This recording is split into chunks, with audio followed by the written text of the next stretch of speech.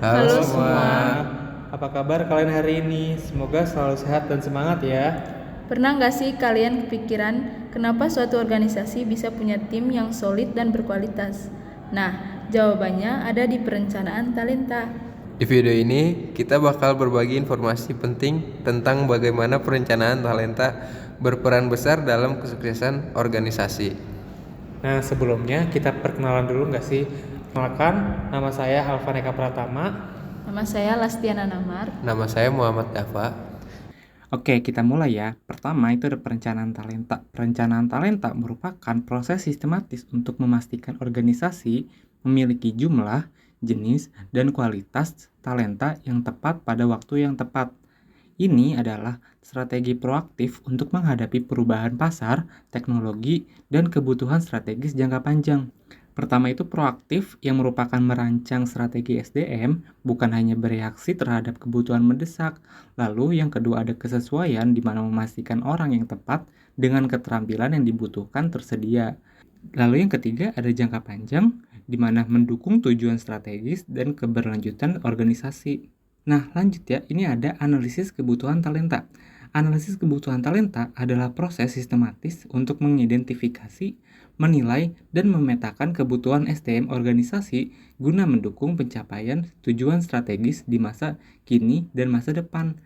Nah, di sini tuh ada 4. Pertama, ada ketersediaan talenta yang merupakan memastikan talenta tersedia untuk mendukung strategi jangka panjang. Yang kedua, ada identifikasi kesenjangan di mana menilai perbedaan antara talenta yang tidak ada saat ini dan yang dibutuhkan di masa depan. Lanjut, yang ketiga ada pengembangan terarah. Fungsinya membantu merancang program pengembangan SDM yang lebih fokus dan terarah. Nah, terakhir itu ada efisiensi proses. Fungsinya meningkatkan efisiensi rekrutmen dan retensi talenta. Nah, lanjut ya. Ini ada komponen kunci analisis kebutuhan talenta. Ada 4. Pertama itu ada peramalan tenaga kerja yang digunakan untuk mengestimasi jumlah dan jenis talenta yang diperlukan berdasarkan strategi bisnis dan ekspansi. Lalu yang kedua ada identifikasi kompetensi kritis, di mana fungsinya untuk menganalisis keterampilan langka yang harus dimiliki untuk menjalankan fungsi kunci secara optimal. Nah, yang ketiga itu ada analisis posisi kunci. Fungsinya untuk mengidentifikasi jabatan yang mempengaruhi pencapaian tujuan strategis organisasi.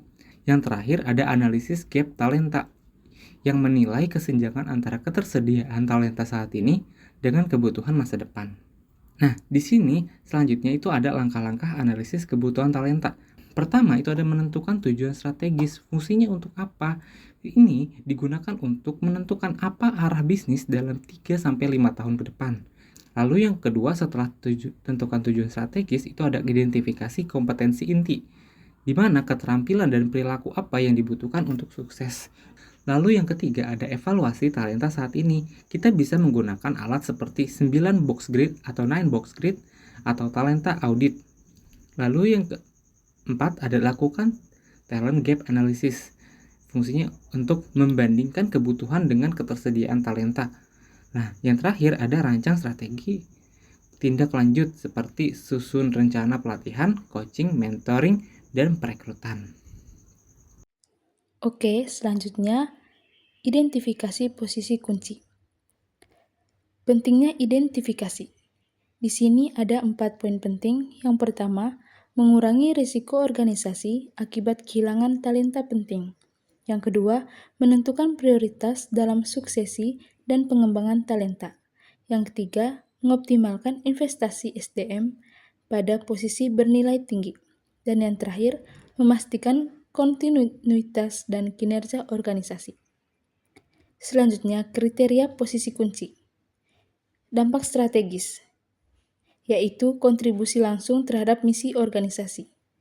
Yang kedua, keterampilan unik, yaitu membutuhkan kompetensi langka atau kritikal. Yang ketiga, risiko penggantian, yaitu sulitnya mencari pengganti jika posisi kosong. Selanjutnya, contoh posisi kunci lintas industri. Posisi kunci tidak selalu jabatan tertinggi, tetapi yang memiliki dampak strategis dan sulit digantikan. Contoh yang pertama, rumah sakit. di mana kepala unit gawat darurat berperan dalam penanganan pasien kritis dan keputusan cepat menentukan keselamatan pasien. Yang kedua, manufaktur, di mana supervisor produksi mengawasi proses harian, menjaga kualitas, kuantitas, dan efisiensi produksi. Yang ketiga, perbankan, di mana risk analysis senior menganalisis risiko kredit, pasar, dan operasional yang berdampak pada stabilitas keuangan bank.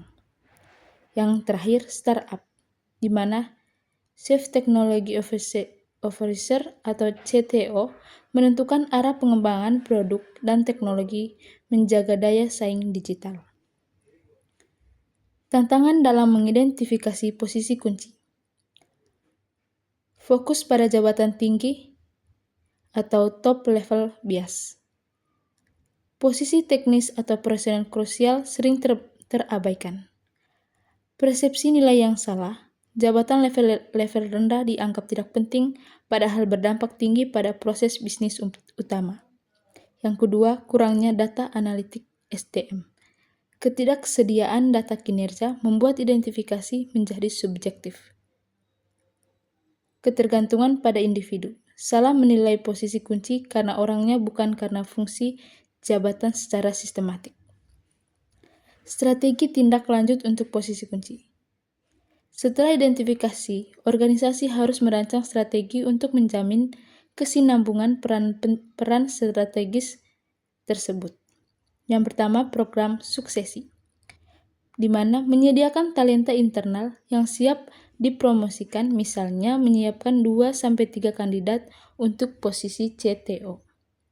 Yang kedua, pemetaan talenta. 9 box grade. Mengetahui siapa yang memiliki potensi dan performa tinggi untuk diproyeksi ke posisi kunci. Yang ketiga, pengembangan kompetensi, di mana membuat jalur karir, pelatihan teknis, job rotation, dan monitoring untuk mengisi posisi kunci di masa depan. Dan yang terakhir, retensi talenta kunci. Mencegah kehilangan SDM potensial melalui kompensasi kompetitif dan keterlibatan dalam proyek strategis. Ya, selanjutnya 3 analis kelompok talenta menggunakan 9 box grid. 9 box grid adalah alat pemetaan yang mengelompokkan karyawan berdasarkan 2 dimensi utama, yaitu kinerja atau horizontal dan potensi atau vertikal. Bisa dilihat dari sini gambarnya. Selanjutnya yaitu strategi pengembangan berdasarkan 9 box grid.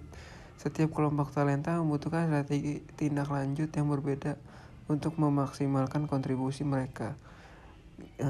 Contohnya seperti ada Andi, Clara, Budi, Dwi, Eka. Andi itu kotak 9 grid, tinggi sampai ke tinggi. Siapkan untuk suksesi CEO, fast track, program, coaching. Clara, kotak ke-8, sedang sampai ke tinggi. Proyek strategis, kandidat untuk kepemimpinan menengah. Budi, kotak 6, tinggi sampai ke sedang. Latihan kepemimpinan siap dikembangkan untuk posisi lebih tinggi. Dwi, kotak ke-5, sedang sampai ke sedang. Pelatihan kompetensi umum, pengembangan berkelanjutan. Eka, kotak ke-2, rendah sampai sedang. Bimbingan insentif, perlu pengembangan teknis dan pemantauan dekat. Lalu selanjutnya ada studi kasus. PT Inovasi Digital Cepat atau IDC, sebuah startup teknologi berusia 5 tahun yang berfokus pada solusi e-commerce B2B, sedang merencanakan ekspansi ke pasar Asia Tenggara dan pengembangan platform berbasis Artificial Intelligence atau AI dalam 2 tahun ke depan. Untuk mencapai tujuan strategi ini, IDC melakukan perencanaan talenta yang diawali dengan analisis kebutuhan talenta. Analisis tersebut mengungkap berdasarkan tantangan SDM kritis, perlunya Perlunya tambahan signifikan 15 tenaga developers dan AI engineers, tingginya turnover pada tim teknologi, dan adanya resiko kekosongan jabatan krusial seperti Director of Operation karena pensiun dalam 18 bulan tanpa ada pengganti internal yang siap. Berdasarkan analisis resiko dan dampak strategis, IDC mengidentifikasikan 3 posisi kunci, yaitu Chief Technology Officer atau CTO, Director of Operation, dan Senior AI Engineer. Hasil analisis gap talenta menunjukkan masalah utama adalah gap kesiapan suksesi untuk CTO karena kandidat internal berencana pindah. Gap kompetensi dan potensi untuk posisi Director of Operation, dan gap jumlah dan kompetensi yang pernah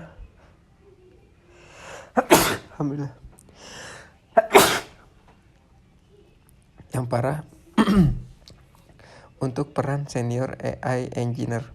Menanggapi kesenjangan ini, IDC merancang strategi tindak lanjut yang spesifik. Program suksesi insentif menyusun jalur pengembangan insentif dan coaching langsung untuk kandidat internal posisi CTO untuk mempercepat kesiapan mereka dalam 1 tahun.